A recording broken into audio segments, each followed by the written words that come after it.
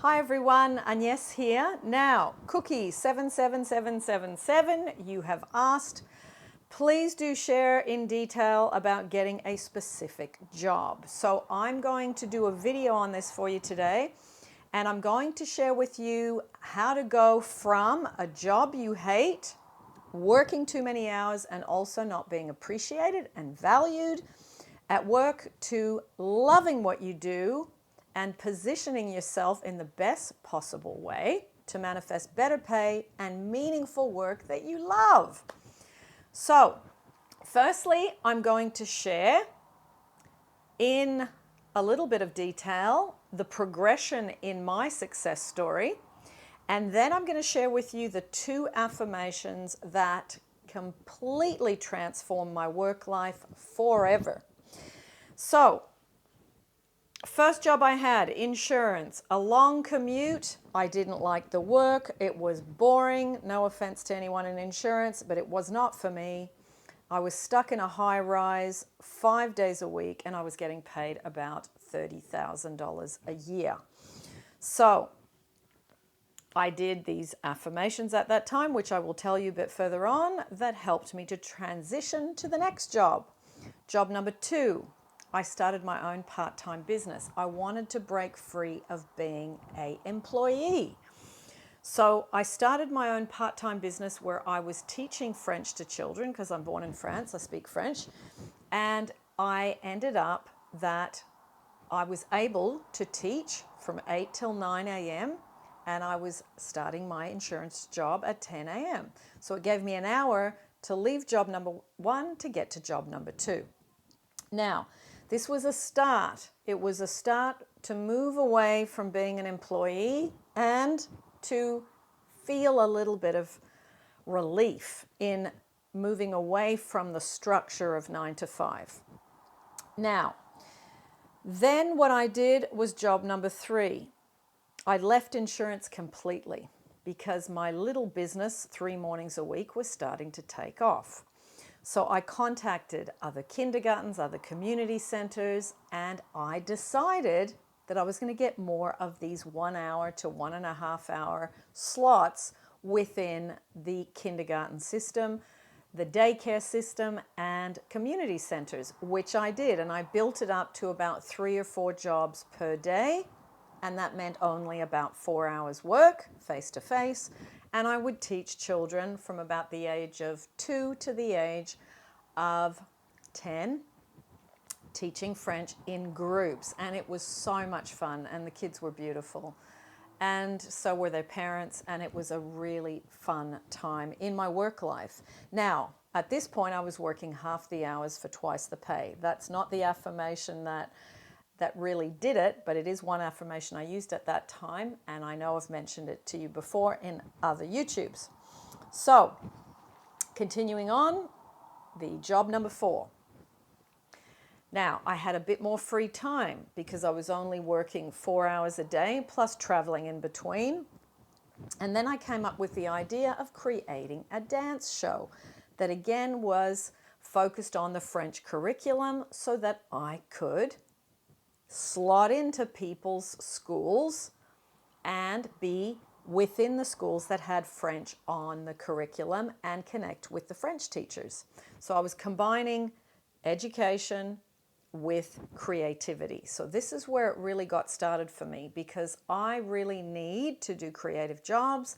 I cannot work in boring jobs where there's too much tech, too much repetition, too much paperwork. I just can't do all that. It makes me lose my will to live.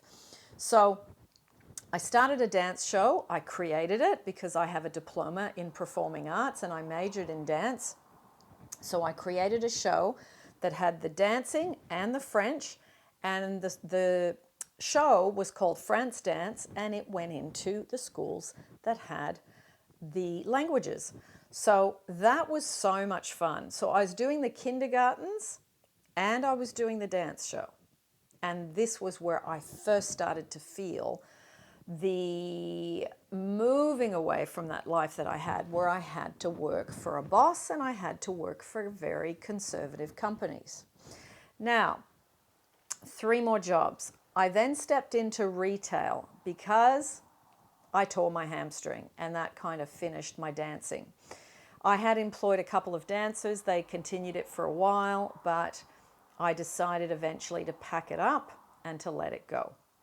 So retail, back into working for a boss. I did feel trapped.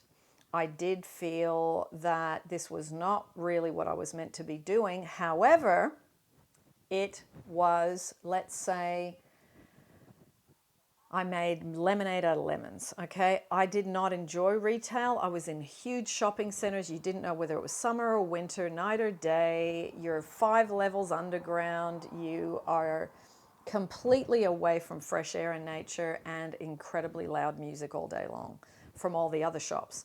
So it was something that I thought, okay, I really need to work out how to get out of here, but to take the bits of retail that I like. So I was I was in homewares retail, not fashion. So I decided that I would do a little bit of rearranging. Now, as I did that, I started to really enjoy it. Now, I didn't realize at the time that's a skill, and it's called visual merchandising. So I decided to learn more about visual merchandising while I was in retail. So I ended up where there was a woman that saw me working in a shop, and she said, "Oh, who does the displays here?" And I said, "I do."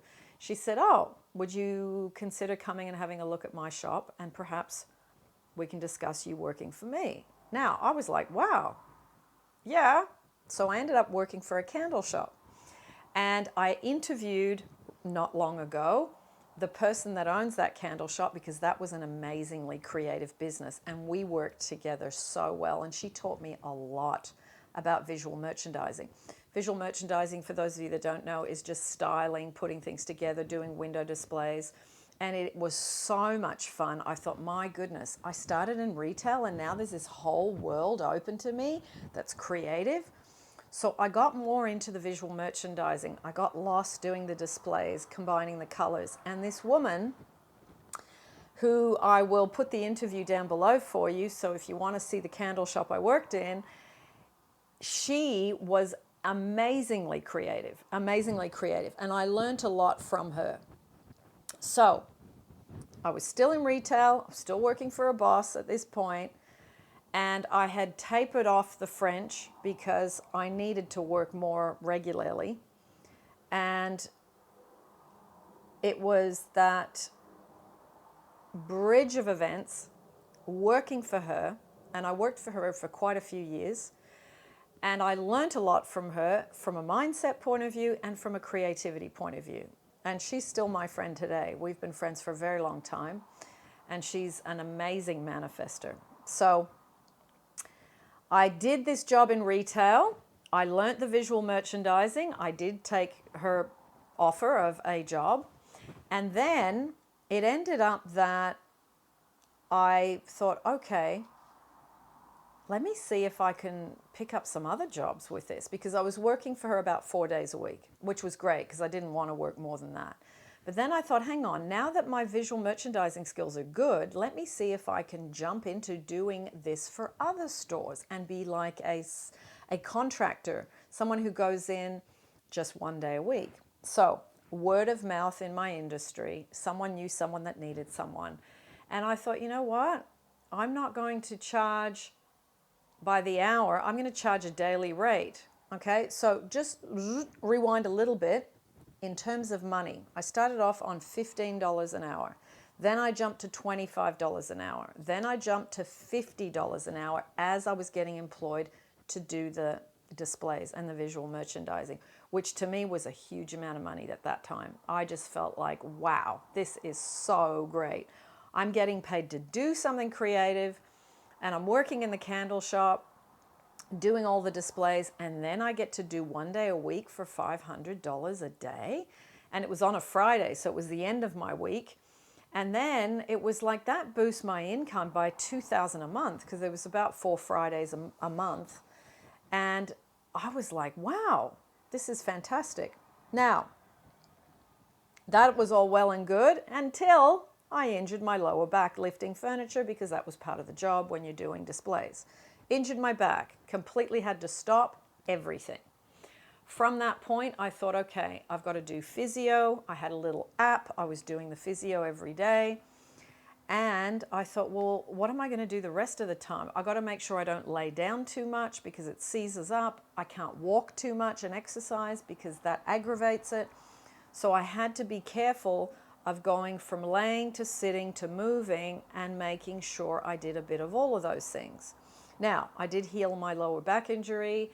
That is a whole other story, and I will put the link down below to that if you want to find out about how I healed myself of the lower back, and also I healed myself of a tumor if you want to go into the health stuff. So healing my back for a year, and I'm thinking, okay, what am I going to do? Because even if my back heals, I'm a bit scared to go back and re-injure it because I knew what the tasks were in my job. I loved my job. It was so creative, and I was getting paid. I remember about $1,400 to $1,600 a week, and then I was getting the extra $500 from the one guy that was employing me for his shop one day a week. So I was getting about $2,000 a week. And I was like, I felt rich. I'd never had that much money. I had a nice apartment. I was able to go out. I had spare money. But the thing was, I was exhausted because this work was quite physical. As it went on, that's when the back injury happened. And then I thought, okay, as I'm getting older, this is getting to be a bit much. But I was really hanging on to it because I loved the work. So while I was healing my back injury, I thought I need to do something because I ended up being off work for a year. So I thought, okay, let me work out what it is I don't want. I thought, I don't want to work physically that hard anymore. I don't want to wake up with an alarm clock.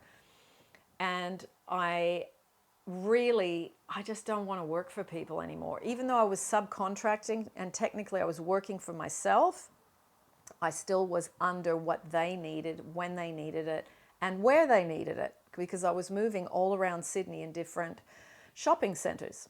So I'm doing my inner work, I'm healing my lower back injury, and then I thought, okay, family business. I stepped into a family business while my parents were setting up a tea and coffee shop.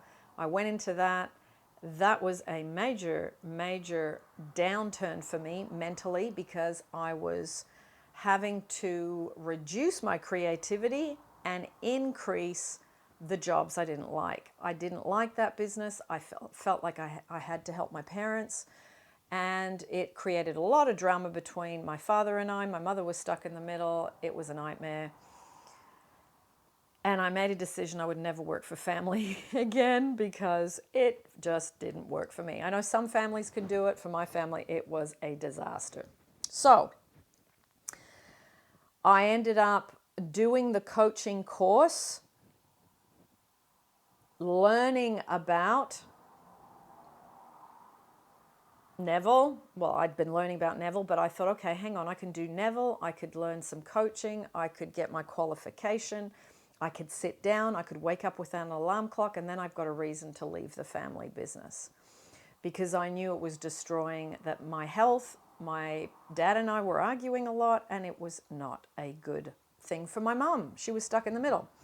So while I was easing out of the family business and my back had healed, I stepped into the coaching, okay? And I started with a YouTube channel. That was just part of the assignments that we did and that they asked us to do, was either write a book or do some YouTubes. And I thought, you know what, I've been a teacher. I'm going to do the videos because that'll be much easier for me. And I was looking for quick and fast and how to do the course as easily as I could. So all of these things were drawing me to do the self-development more because I'd been doing it in my own life at this stage probably for about 20 years.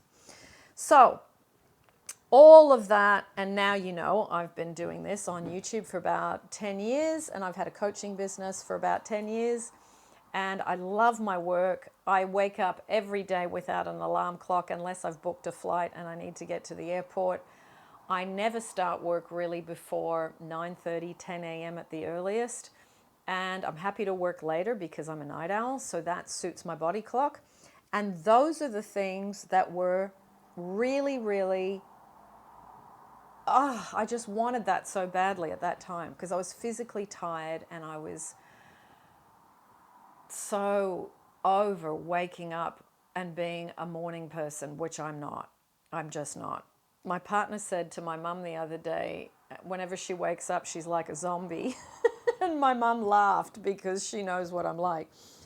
I can't think before 9:30 a.m. I just can't. So, the 2 affirmations, I'm going to share them with you now. I felt extremely trapped a lot of the time. So what I practiced was I am free. And I got that feeling in my body because I thought after work I am free. So as soon as I finished any of the jobs I didn't like, I would say, I am free, and my whole body would exhale because at that moment I was free. The second affirmation I did was the unexpected happens, my seemingly impossible good now comes to pass. That's from Florence, and I am so grateful to Florence for that affirmation. It took me weeks to commit that to memory. It was just so long and wordy at the beginning that I just couldn't get it. But it was that affirmation that created an amazing opportunity, and it was, I met a man. He came into the coffee shop that was my parents' and the tea shop where my parents and I were. He sat at a table. It wasn't busy. Mum and I were talking to him. Anyway, he was a property developer. And I'd been saying that affirmation for about 2 weeks. And at that time, I didn't see him for a while. And he said, look, if you ever come through this particular town, which was in Sydney, let me know. We can have a coffee. And I was like, okay, great. So I contacted him some months later. And the beginning was meeting him. And then some months later, I had the courage to contact him. Anyway, long story short, he employed me to do all the colors and pick the tiles for this huge block of flats that he had in another town at the top of Australia. And the top of Australia is extremely hot. So I had this amazing holiday while I was working for him. He paid all my flights. He paid me for doing the job. And it was so creative, and it was so the unexpected happens. That was the first thing. The second thing that happened within that 2 weeks was a woman I didn't know contacted the candle shop I had worked at, and she said, I'm starting a new business and it's going to be candles. Have you got someone that you can recommend that can help me set up a candle shop? So the girls gave my number because I'd been doing the visual merchandising. That woman paid for me to go to a completely different city, Melbourne, in Australia. She paid all my hotel. She paid all my meals. She paid for me to do the job. And I spent 3 days at this amazing trade show and picked all sorts of stuff for her and made it so much fun for her to set up the shop. And then I helped her set the shop up. So that was the second thing. And then I kept saying the unexpected happens, my seemingly impossible good now comes to pass. And what happened was I ended up, my mechanic, I was walking to and fro work, 30 minutes each way. And my mechanic said to me, why haven't you got a car? I said, oh, it was when I had broken up with my husband. He had, of course, had taken the best car for himself. I had no car. And then he said, well, I've got a car if you want one. My mother's selling hers and I want to give it to someone that'll look after it. Now, he knew that I looked after the car that I'd had. So I ended up with this car. It was worth about $6,000. I got it for $3,000. I paid it off in 3 installments and I had no debt. So it was just 3 amazing things that happened within a 2-week period. It was so powerful, this affirmation. It was so great. So now, what I'm going to do is give you some extra information if you want to go into this more deeply. Firstly, I'm going to put the Dream Job Meditations playlist. These are all meditations I created from the stuff I used to just do in my head, and it obviously got me to where I am. And I'm going to put down the Dream Job Success Stories Some of them are mine, some of them are other people's. And number 3, I'm going to put my own personal success stories playlist so you can hear about the health, you can hear about the jobs, you can hear about money, you can hear about any other thing I manifested. There's all sorts of stuff in that playlist. I'll put that down below for you. And as many of you know, I've been with my specific person for 14 years this November coming. So that's a separate playlist if you want to go into the relationship playlist. And one last thing, I have got a 15-day self-study dream job course. Dream job, meaningful work. So if you are really disliking and hating what you're doing, you might want to invest a little bit and go through this course, because it goes through all these things in a lot more detail as to what I did. So, 2 affirmations. I am free. The unexpected happens. My seemingly impossible good now comes to pass. So there is my story, and I hope that it helps you. If you've got any questions, because I've kind of gone through and I might have missed some stuff you might want to know, put it in the description, not the description, in the thread down below, and I'll answer your questions. And I hope that these 2 affirmations really work for you. They have been massively important for me. I still use both of them regularly, and I have a thriving, wonderful business. I coach many of you too are in my live private groups or in the memberships. So it is the most wonderful business. It is so varied, it's creative, and I can work between the hours that I like, that suit you and I love creating YouTubes and courses that help you along your journey. And I do hope that you can break free of whatever job you're going through right now that you don't like and step into more meaningful work so you're more free. Now, if you would like me to do a YouTube on being an entrepreneur, I can focus on that. Let me know down below. Just write the word entrepreneur, and then I can tackle that as a separate YouTube. All right? Lots of love. Happy, meaningful work for you. You can do it too. Cheers.